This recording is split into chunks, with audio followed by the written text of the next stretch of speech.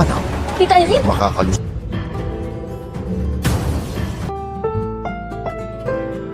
Ang susunod na programa ay rated PG.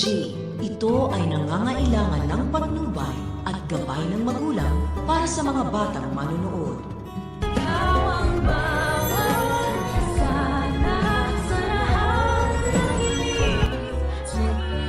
Abado.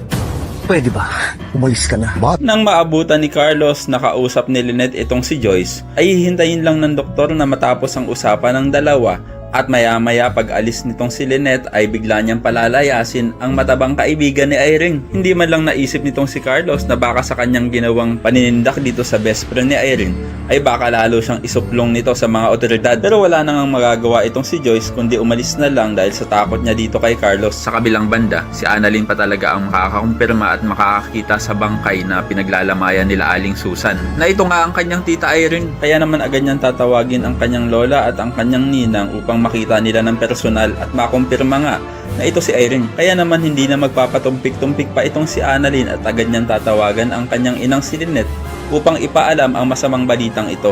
Kaya naman agad yayayain ni Lynette ang kanyang asawang si Carlos upang puntahan nila at ng personal nilang makita ang bangkay ni Irene. At pagdating nga nila sa burol at silipin nilang dalawa ang kabaong, ay makikita dito kay Carlos na para siyang binuhusan ng malamig na tubig. Pero sa kabilang banda ay nagpapasalamat din siya dahil hindi na nga nabuhay pa itong si Irene. At ngayon nga ay mag-iisip na lang siya ng paraan upang hindi siya makitaan ng ebidensya na magpapatunay na siya talaga ang pumaslang dito sa kanyang ex-lover. Ay nako, sigurado tutulungan na naman itong si Carlos nila Direk at ng mga writers para maabsuelto na naman ito sa kanyang ginawang kasamaan. Kaya naman kung isa ka rin sa mga umaasang sana ay agad isumbong nitong si Joyce si Carlos sa mga otoridad upang mahuli na ito ay pakilike ang video na ito and don't forget to subscribe.